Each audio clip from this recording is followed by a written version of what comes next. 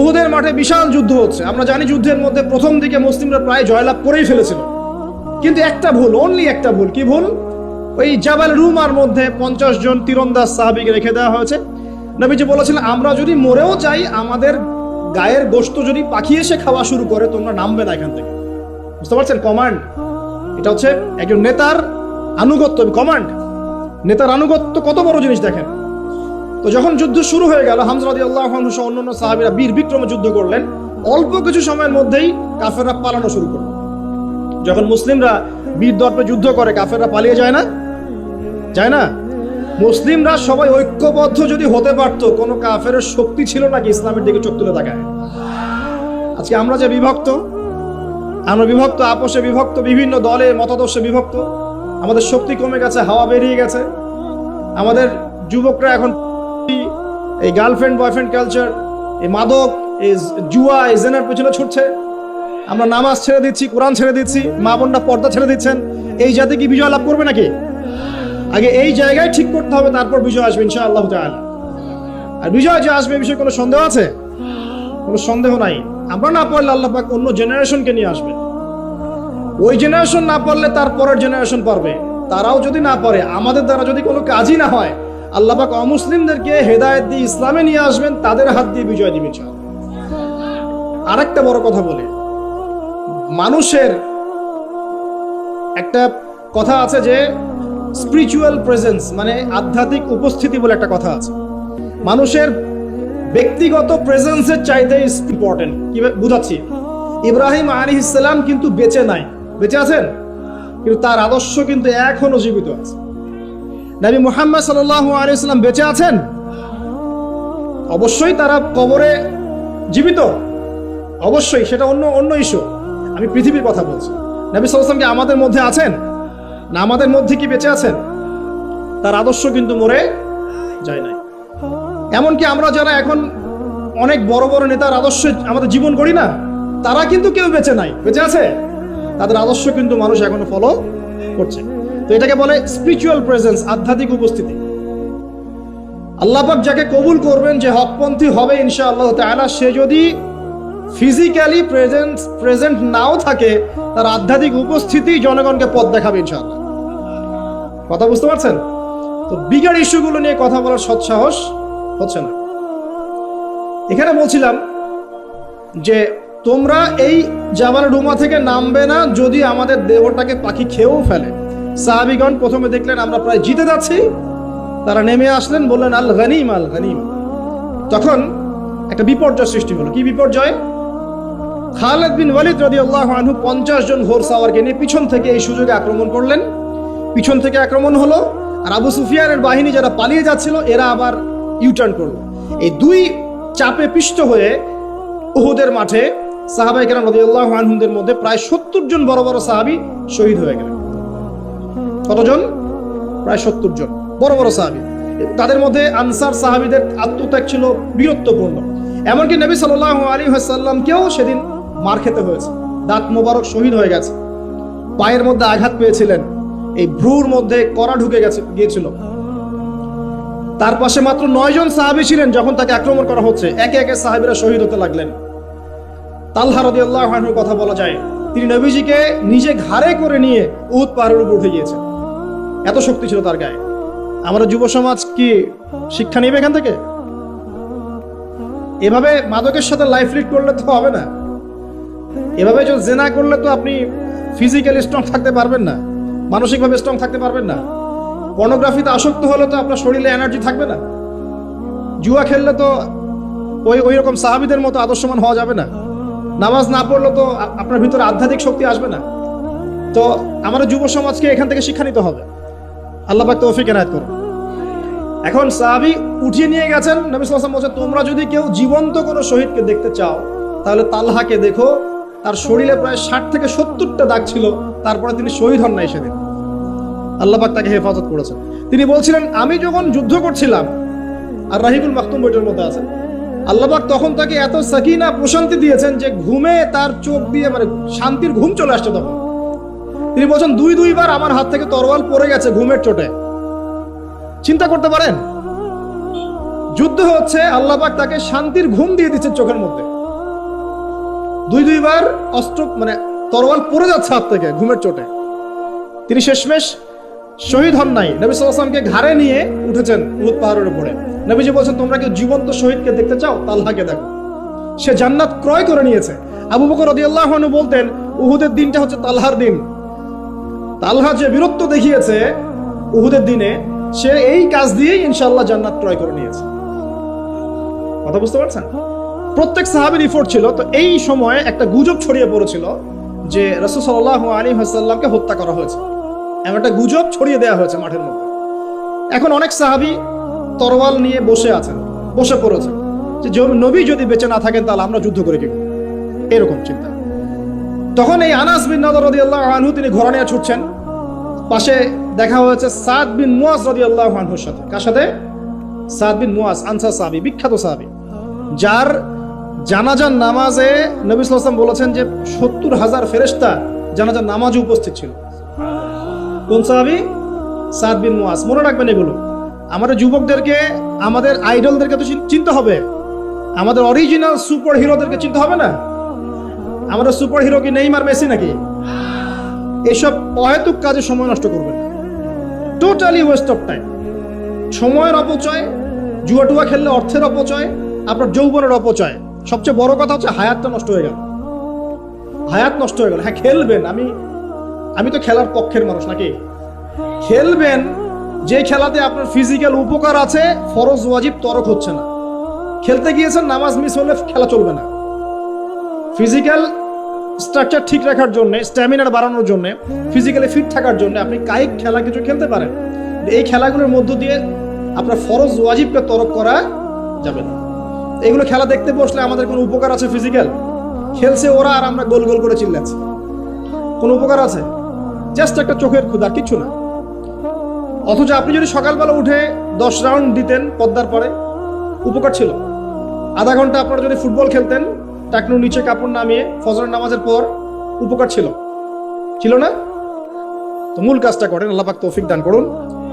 তো যেটা বলছিলাম যে সাহাবী সাদ বিন মুয়াজ রাদিয়াল্লাহু আনহু পাশে, এখন আনাস বিন নাদর রাদিয়াল্লাহু আনহু বলছেন, আনাস বিন নাদর রাদিয়াল্লাহু আনহু ঘোড়া নিয়ে ছুটছেন। কি ব্যাপার, তোমরা বসে আছো কেন? সাহাবীরা বলছেন, রাসূল সাল্লাল্লাহু আলাইহি ওয়াসাল্লাম যদি বেঁচে না থাকেন আমরা যুদ্ধ করে কি করব? আনাস বিন নাদর রাদিয়াল্লাহু আনহু বলছেন যে যদি মুহাম্মদ সাল্লাল্লাহু আলাইহি ওয়াসাল্লাম সত্যি শাহাদাত বরণ করে থাকেন তাহলে আমরা এখানে বসে থেকেই কি করব? চলো আমরাও যুদ্ধ করে শহীদ হয়ে যাই। এবার তিনি ঘোড়া নিয়ে ছুটলেন। সাদ বিন মুয়াজ বলছেন, আপনি কোথায় ছুটছেন? আপনি অদম্য গতিতে কোথায় ছুটছেন? তখন আনাস বিন নাদর রাদিয়াল্লাহু আনহু তিনি বলছেন, আল্লাহর কসম করে বলছি আমি উহুদের ওই প্রান্তর থেকে জান্নাতের ঘ্রাণ পাচ্ছি। টাটকা দলিল, দেখে নেন। নবী পেলেন, সাহাবীও পেলেন না? এর পরের কোনো মানুষ কি পেয়েছেন? দেখি, ইমাম বুখারীর নাম শুনেছেন তো? সহিহ বুখারী কার কার পাশে আছে? মাশাআল্লাহ। একটা কথা বলে দেই, যারা বিগিনার, ইসলামে যারা বিগিনার প্র্যাকটিস করছেন নতুন, শুরুতেই সহিহ বুখারী হাতে নিয়ে পড়া শুরু করবেন না। কেন নসিহতটা করলাম এটা আপনি পরে বুঝতে পারবেন। মনে করেন আপনি মেডিকেল সায়েন্স সম্পর্কে জানতে যাচ্ছেন, শুরুতেই কি আপনি বড় লেভেলের কোনো বই নিয়ে বসবেন পড়তে? এটা কি হবে? আপনি গ্র্যাজুয়ালি আগাতে হবে। প্রথমে রিয়াদুস সালেহিনের মতো বই বা হাদিসে আরবাইন, বুলুগুল মারাম, মিশকাত, ফয়জুল কালাম, এই টাইপের বইগুলো পড়ে আগে আপনি আপনার জ্ঞান গরিমাকে বাড়াবেন, আরবি শিখবেন, ইবারত পড়া শিখবেন, নাহু সরফ জানবেন, তারপরে আস্তে আস্তে ওস্তাদের কাছে গিয়ে এগুলো পড়বেন। এবং এগুলোর মধ্যে সবকিছু বুঝতে পারবেন জরুরি না। অনেক কিছু আপনি বুঝতে পারবেন না, যেটা বুঝতে পারবেন না আলেম ওলামার কাছে গিয়ে জিজ্ঞাসা করবেন। একা একা পণ্ডিতি করতে যাবেন না। একা পণ্ডিতি করতে গিয়ে বহু মানুষ বিভ্রান্ত হয়ে গেছে। একা পণ্ডিতি করতে গিয়ে কেউ বলছে যে কোরআন মানি, হাদিস মানি না, বলছে না? অনেকে বলছে তাকদীর বলতে কিচ্ছু নাই। অনেকে বলছে তাকদীরই সব, কর্মের কোনো স্বাধীনতা নাই। একদল বলছে যে লা ইলাহা ইল্লাল্লাহ মুখে পড়লেই হবে, আমলের কোনো দরকার নাই। আরেকদল বলছে যে কবিরা গুনাহ করলেই কাউকে হত্যা করা যায়। মানে মানুষ বিভ্রান্ত হচ্ছে। আবার নতুন একদল টাটকা, এটা বলছে যে নবী সাল্লাল্লাহু আলাইহি ওয়াসাল্লামই শেষ নবী নন, আরো নবী আসতে পারে না। একা পণ্ডিত হওয়া যাবে না, আলেম ওলামার সোহবত লাগবে। আলেম থেকে বিচ্ছিন্ন হবেন না। আমি যদি আপনাকে বলি যে আপনি কোরআন হাদিস জানতে চান, মনে করেন একটা এক্সাম্পল দিয়ে ওইদিকে যাচ্ছি, এদিকে মনোযোগ দেন। মনে করেন আমার এক ভাই নামাজ পড়তে এসেছে, আজকে ফজরের নামাজ ধরেন, তো রাতে সারা রাত ঘুম হয় নাই, সেজদা দিয়েছে, যখন সেজদায় ঘুমিয়ে গেছে বেচারা। এখন বেচারা ঘুম থেকে উঠে বলছে আমার নামাজ হলো কিনা, এক সেজদা তো ঘুম দিয়ে কাটালাম। এখন মনে করেন যে আমার কাছে যে বললো যে ভাই আমার নামাজটা কি হয়েছে কি হয় নাই, মাসালা কি হবে। আমি তাকে বললাম এই নেন কোরআন, এই নেন বুখারী, এই নেন মুসলিম, এই যে তিরমিজি, এই যে নাসাই, এই যে ইবনে মাজা, এই যে আবু দাউদ, সব হাদিসের বই দিয়ে দিলাম, দিয়ে বললাম বাসায় যান পড়েন, পড়ে মাসালা দেখে নেন। বলেন তো এটা কি হবে? এটা ওই ব্যক্তির পক্ষে সম্ভব? আর আমাদের সমাজে এরকম ব্যক্তির সংখ্যা লক্ষ লক্ষ কোটি কোটি না, যারা মাসআলা জানে না। সবাই জানে, যারা মুস্তাহিদ তারা না হয় জানে, সবাই কি জানে? ম্যাক্সিমামই জানে না। তাহলে ওই ভাই যে আমাকে জিজ্ঞাসা করলেন আর আমি যে বললাম একটা মাসআলা, সে আমাকে ফলো করলো, এটা কি তার অন্যায় হয়েছে? এটা কি তার জন্য হারাম? সে কি শিরক করে ফেলেছে? সে কি বেদাত করে ফেলেছে? এই জিনিসটা বুঝতে হবে প্রিয় ভাই। আলেম ওলামা থেকে ডিটাচড হয়ে নয়, সম্পর্ক রাখবেন। তো এটা গেল রাসূলের এক্সাম্পল দিলাম, দলিল দিলাম, মেরাজের রাতের ঘ্রাণ, আনাস বিন নাদর রাদিয়াল্লাহু আনহুর দলিলটা দিলাম। এরপর কি কোনো কারো ক্ষেত্রে এটা পাওয়া যায়? দলিল তো অনেক পাওয়া যায়, কিন্তু এগুলা কোরআন সুন্নাহর রেফারেন্স না, এই কারণে মানুষ বলতে পারে এটা তো কোরআনে নাই, হাদিসে নাই। রিনাউন্ড একটা দলিল হচ্ছে ইমাম বুখারীর ঘটনা। আমরা জানি তিনি হাদিসগুলোকে একদম বাছাই করে করে সহিহ হাদিসগুলোকে নিয়ে একটা কিতাব রচনা করেছেন, সংকলন করেছেন। তার ইন্তেকালের পরে তার যে কবর, সেখান থেকে মেশক আম্বরের গন্ধ আসা শুরু করলো। এটা রিনাউন্ড ঘটনা, সবাই জানে, জিজ্ঞাসা করে দেখেন। বড় বড় সালাফি আলেমরাও তাদের অনেকের গ্রন্থের মধ্যে এটা এনেছেন। এরপরেও কি সম্ভব? এই যুগে কি এটা সম্ভব? মাওলানা তারেক জামিল নাম শুনেছেন? তারেক জামিল হুজুর হাফিজাহুল্লাহ, আল্লাহ পাক তাকে দীর্ঘ নেক হায়াত দারাজ করুক। দেখবেন তিনি এই কয়েকদিন আগে সফর করেছেন, দাওয়াতি তাবলীগের সফর। মুয়াজ বিন জাবাল রাদিয়াল্লাহু আনহুর কবরের পাশে দাঁড়িয়েছেন। কবরের পাশে দাঁড়িয়ে তিনি সুঘ্রাণ পাচ্ছেন। পাওয়ার পরে তিনি চেক করছেন যে এটা কি কাপড় থেকে আসছে নাকি এটা মাটি থেকে আসছে, কোত্থেকে আসছে। তখন তিনি চলে গেলেন, গিয়ে আবার একটা সফর করে পরের দিন আবার আসলেন।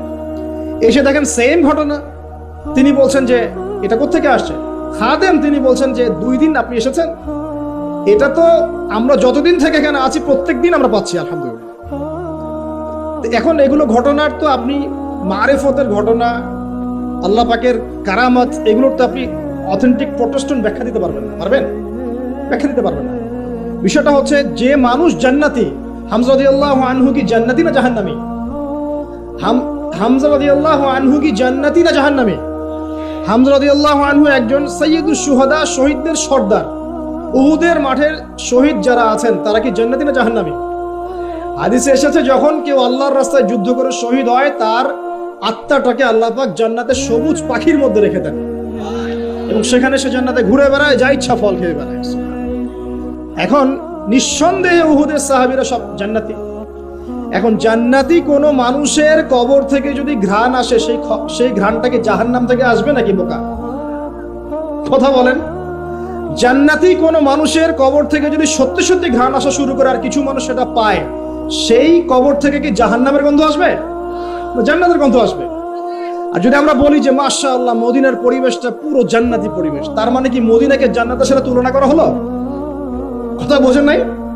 আমরা যদি বলি বাহ মদিনার পরিবেশটা মাশাআল্লাহ জান্নাতি, এই কথার মধ্য দিয়ে কি মদিনাকে জান্নাতের সাথে তুলনা করা হয়েছে? কিসের সাথে কি মিলে তালগোল পাখি অনলাইন গরম করে আল্লাহ ভালো জানে। আমি খুবই ইন্টেলেকচুয়াল লেভেল দেখে আমি খুবই হতাশ যে মানুষের ইন্টেলেকচুয়াল লেভেল এত নিচু হতে পারে। আর কোরআনে যে আল্লাহ পাক বলেছেন জান্নাত এমন জায়গা যা কোনো চোখ দেখে নাই, কোনো কান শোনে নাই, কোনো হৃদয় কল্পনা করে নাই, এই আয়াত কি আমরা জানি না? এই আয়াত আমরা জানি না? সুবহানাল্লাহ। আর মনে করেন আপনি মুয়াজ বিন জাবাল রাদিয়াল্লাহু আনহুর কবরের কাছে গিয়েছেন, আপনি সুঘ্রাণ পেয়েছেন, এর মানে কি আপনি কবর পূজারী হয়ে গেছেন? কেউ পেয়েছে কেউ পায় নাই, আল্লাহু আ'লাম। আল্লাহ পাক যাকে ইচ্ছা তাকে পাওয়াবেন, যাকে ইচ্ছা না তাকে পাওয়াবেন না, এটা আল্লাহ পাকের ইখতিয়ার। আল্লাহ পাক যদি কাউকে পাওয়ান, আপনি সেখানে বিতর্ক সৃষ্টি করছেন কেন? বড় বড় ইস্যু নিয়ে কোনো কথা নাই, পেট্রো ডলার নিয়ে দুটো কথা বলতে পারেন না, ইয়েমেনের বম্বিং নিয়ে দুটো কথা বলতে পারেন না, আরবের বিভিন্ন কারাগারে বড় বড় শায়েখরা যে কারাগারে পচে পচে মরছে, তাদের নিয়ে দুটো কথা বলতে পারেন না? হলোইন উৎসব চোখের সামনে হয়ে গেল, দুটো কথা বলতে পারলেন না? সুবহানাল্লাহ। মানুষ দিন দিন কাদিয়ানি হয়ে যাচ্ছে, কেউ শিয়া হয়ে যাচ্ছে, কেউ এই যে আহলে কোরআন হয়ে যাচ্ছে, কত ফেরকা। কথা বলার সুযোগ নাই, কথা বলার ইস্যু নাই। মানে দিনের সব কাজ করা শেষ, এখন এই ক্ষুদ্র ক্ষুদ্র বিষয়গুলো আমাকে দেখতে হবে। এখানে মূল বিষয়টা কি? মূল বিষয় হচ্ছে হিংসা। এক নম্বর কি? হিংসা। 2 নম্বর পরশ্রীকাতরতা। একটা ঘটনা, মুসা আলাইহিস সালাম দাঁড়িয়ে লেকচার দিচ্ছেন, জনগণ শুনছেন। একজন দাঁড়িয়ে বললেন, নবী মুসা আপনি অত্যন্ত চমৎকার আলোচনা করেছেন, আপনার চেয়ে কোনো জ্ঞানী মানুষ কি পৃথিবীতে আছে? নবী মুসা বলছেন না। আল্লাহ পাক ধরলেন, না তোমার চেয়েও জ্ঞানী মানুষ আছে। মুসা আলাইহিস সালাম বলছেন, কে সেই মানুষ? আমি তার সাথে সাক্ষাৎ করতে চাই। আল্লাহ পাক বললেন, তুমি 2 সাগরের মিলনস্থলে তাকে পাবে। তিনি চলে গেলেন, গিয়ে দেখলেন হ্যাঁ সেখানে একজন মানুষ আছে, তার নাম খিদির। কি নাম? নবী মুসা বললেন, হাল আত্তাবিউকা আলা আন তুআল্লিমানি মিম্মা উল্লিমতা রুশদা।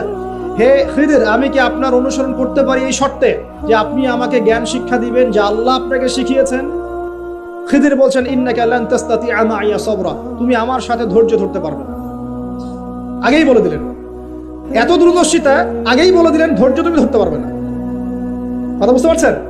মুসা আলাইহিস সালাম বলছেন, না ইনশাআল্লাহ আমি ধৈর্য ধরবো। আচ্ছা ঠিক আছে, চলো আমার সাথে। তারা চললেন, সামনে নৌকা, নদী পার হলেন। নদী পার হওয়ার আগেই নৌকা ফুটা করে দিলেন। একটা মাঝি পদ্মা নদীর মাঝে আমাকে যদি ফ্রি নৌকা পার করে দেয় আর আমি তার নৌকাটা ফুটা করে দেই, অন্যায় না? খিদির আলাইহিস সালাম এটা করলেন। মুসা আলাইহিস সালাম বলছে, এটা কি করলেন আপনি? অন্যায় করলেন। খিদির বলে, আমি বলি নাই আপনি প্রশ্ন করবেন না, আপনি ধৈর্য ধরতে পারবেন না। ঠিক আছে, ভুল হয়ে গেছে, চলেন সামনে। আবার যাচ্ছেন, একটা বাচ্চা, ছোট বাচ্চা ডেকে নিলেন, করে ফেললেন। এটা কি করলেন? নিষ্পাপ বাচ্চা করলেন। আমি কি বলি নাই তুমি সবর করতে পারবে না? তিনি বলছেন, হ্যাঁ ঠিক আছে, আরেকবার প্রশ্ন করলে আমাকে আর সাথে নিয়েন না, চলেন।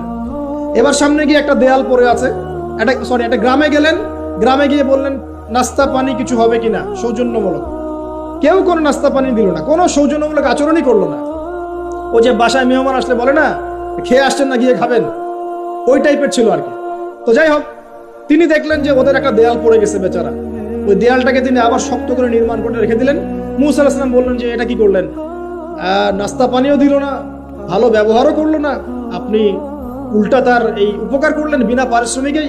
কিছু আজর নিতেন তাহলে তো ভালো হতো। তো খিদির আলাইহিস সালাম বলেন, এটা হাদা ফিরাকু বাইনি ওয়া বাইনাক, আমার আর তোমার মাঝে এখন ফিরাক, পার্থক্য হয়ে গেল, আর আমাদের পথ চলা হলো না। তবে যাওয়ার আগে আমি জানিয়ে দেই, ওই নৌকা ফুটা করেছিলাম এই কারণে, যদি ফুটা না করতাম তাহলে জলদস্যু নৌকাটা নিয়ে যেত। ফুটা করে দিয়েছি, এই খারাপ নৌকা তারা আর দিবেন। ঠিক আছে কথা? 2 নম্বর, বাচ্চাকে যদি হত্যা না করতাম এই বাচ্চা বড় হয়ে বড় কাফের হতো এবং পিতা মাতাকেও কুফরিতে নিয়ে আসতো। এটা আমি আল্লাহর হুকুমে করেছি, একা একা করি নাই। 3 নম্বর, এই দেয়াল নির্মাণ করেছে এই কারণে, এই দেয়ালের নিচে 2 জন এতিম বাচ্চার রেখে যাওয়া পৈতৃক সম্পত্তি আছে, এটা নির্মাণ করে দিয়েছি, মানুষ এটা সিজ করতে পারবে না, তারা যখন বড় হবে তখন নেবে ইনশাআল্লাহ। তো এই 3টা ঘটনাতে একটু ফোকাস করেন। কোন সূরা আছে এটা? সূরা কাহফ। এই 3টা ঘটনাতেই বাহ্যিক চোখে যা দেখা যাচ্ছে সেটা সত্য নয়, ভিতর থেকে যা দেখছেন সেটা সত্য। কথা বুঝতে পারছেন? রিয়েলিটি আপনি দেখছেন বিশ্ব এগিয়ে যাচ্ছে, খুব সুন্দর। বাস্তবতা হচ্ছে যে বিশ্ব এগিয়ে যাচ্ছে আস্তে আস্তে কিয়ামতের দিকে। রিয়েলিটি দেখবেন যে ইকোনমি খুব প্রোগ্রেস হচ্ছে, হ্যাঁ, মানে মানুষের জীবনযাত্রার মান একদম উন্নতির দিকে। বাস্তবতা হচ্ছে পুরো ওয়ার্ল্ডের ইকোনমিক সিস্টেমটা ধ্বংসের মুখে আছে। রিয়েলিটি হচ্ছে বাহ্যিক চোখে আপনি দেখছেন মেয়েরা এগিয়ে যাচ্ছে, ফ্যামিনিস্ট রেভলিউশন, মাথা খারাপ অবস্থা, ঠিক আছে, কিন্তু বাস্তবতা হচ্ছে মেয়েরা জাহান্নামের দিকে এগিয়ে যাচ্ছে। রিয়েলিটি আপনি দেখছেন চোখ দিয়ে যুবকরা খুব এগিয়ে যাচ্ছে, হ্যাঁ সবাই উচ্চশিক্ষিত হচ্ছে মাশাআল্লাহ। বাস্তবতা কি জানেন? তাদের আত্মাগুলো দিন দিন মরে যাচ্ছে।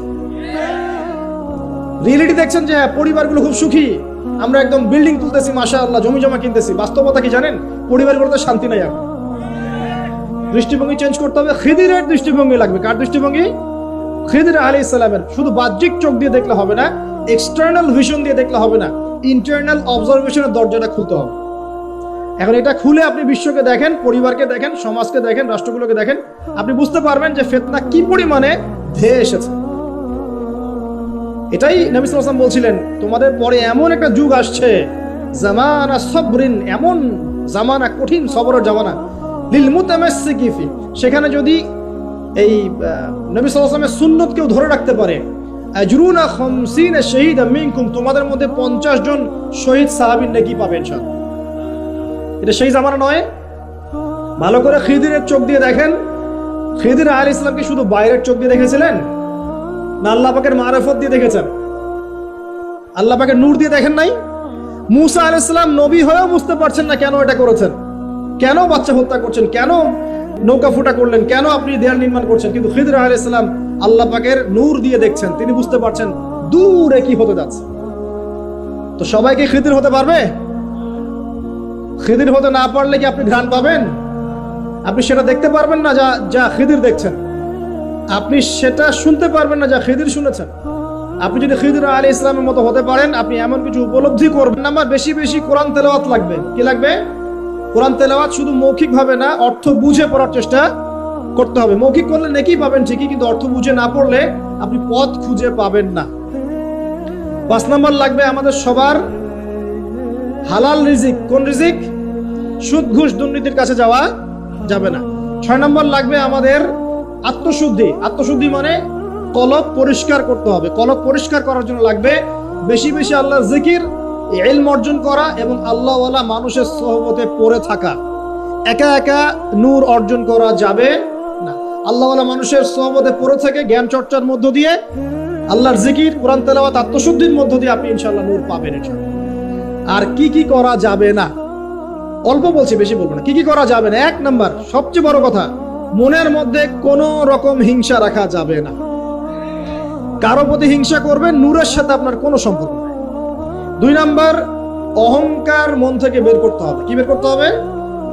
অহংকার কি জিনিস? আপনার কাপড়টা সুন্দর হোক, এটা অহংকার নয়। জুতা সুন্দর, ভালো পারফিউম ইউজ করেন, আপনার বাড়িটা সুন্দর, এগুলো অহংকারের নিদর্শন নয়। অহংকারের নিদর্শন হচ্ছে 2টা। একটা হচ্ছে মাতারুল হাক্কি ওয়া গামতুন নাস, সত্যকে প্রত্যাখ্যান করা, অন্য মানুষকে তুচ্ছ তাচ্ছিল্য করা। এই 2টা হচ্ছে অহংকারের নিদর্শন। মনে কোনো প্রকার অহংকার রাখলে আল্লাহর নূর পাওয়া যাবে না। অনেক বড় বড় ডিগ্রি সার্টিফিকেট অর্জন করেও যদি মনের মধ্যে কিবার বা অহংকার থাকে, কোশ্চিন কালেও আপনি খিদির হতে পারবেন। আমি কথা বোঝাতে পারছি? ইবলিসের অনেক বড় মাকাম ছিল। কিরকম? তাকে আল্লাহ পাক একদম ফেরেশতাদের সর্দার বানিয়ে দিয়েছে। তার প্রচুর জ্ঞান ছিল, প্রচুর আবেদ ছিল, প্রচুর ইবাদত করত। শুধুমাত্র কিবার, অহংকারের কারণে সে আজকে জাহান্নামী। আবা ওয়াস্তাকবার, সে উদ্ধত হয়েছিল, অহংকার প্রদর্শন করেছিল, তাই নয় কি? কেন আমি আদমকে সিজদা করব? খলাকতানি মিন নার, আমাকে সৃষ্টি করেছেন আগুন দিয়ে। ওয়া খলাকতাহু মিন তিন, তাকে সৃষ্টি করেছেন মাটি দিয়ে। কেন আমি আদমকে সিজদা করব? এখন এই অহংকার চারপাশে দেখা যায় না? ওরা কি বোঝে দিনের, আমরাই তো সব বুঝি। ওরা আর কি পড়াশোনা করছে, আমি তো সব পড়াশোনা করছি। ওর কি আর বড় বড় ডিগ্রি সার্টিফিকেট আছে নাকি? আমার আছে। তারপরে আমাদের দলই চূড়ান্ত সফল, বাকি দল সব জাহান্নাম। এরকম অ্যাটিটিউড আছে না? তুমি আমার দলের ফর্ম পূরণ করো নাই, তোমার জান্নাত কে নিয়ে যাবে? ফর্ম পূরণ করলে তুমি জান্নাতে যাওয়ার লিস্ট পাবো আমার কাছে। ভাবখানা এমন, মুখে না বললে। আমাদের মধ্যে কিবর নাই, আমরাই চূড়ান্ত, বাকিরা সব বিভ্রান্ত। বিভিন্ন অনেক বড় বড় সভ্যতা বলছে আমরাই একদম মানবতার স্বর্ণ শিখরে, বাকি সব ককরোচ। এই কিবর যার মধ্যে আছে সে কোশ্চিন কালে নূর পাবে না। আর কি করা যাবে না? 1 নাম্বার হিংসা, 2 নাম্বার কিবর, 3 নাম্বার অপবাদ। কারো উপর মিথ্যা অপবাদ দেওয়া যাবে না। কারো প্রতি মিথ্যা অপবাদ দিলে আপনি আল্লাহর নূর পাবেন। 4 নাম্বার হচ্ছে পরশ্রী কাতরতা। কার উন্নতি দেখছেন খুব জ্বলে, উন্নতি অগ্রগতি প্রগতি দেখছেন খুব জ্বলছে, এই পরশ্রী কাতরতা থাকলে কোশ্চিন কালেও আল্লাহর নূর পাবেন। আমার কেন হয় না, তার কেন হচ্ছে, হ্যাঁ আমি কেন পারছি না, সে কেন পারছে, আমার কেন মূল্য নাই, তাকে কেন মূল্য দিচ্ছে, এই যে পরশ্রী কাতরতা, এগুলো থাকলে কোশ্চিন কালেও আল্লাহর নূর পাওয়া যাবে না। আরেকটা বিষয় বলবো যে গীবত তোহমত, একটা কথা, গীবত তোহমত এবং গীবত তোহমত বেশি করে বললাম, আর বাকি যত কবিরা গুনাহ আছে, এই যে সুদ বলেন, জেনা বলেন, দুর্নীতি বলেন, অন্যের সম্পদ আত্মসাৎ বলেন, বড় বড় কবিরা গুনাহ যেগুলো আছে, এগুলোর সাথে স্পেশালি গীবত তোহমত যদি থাকে, আল্লাহর নূর পাওয়া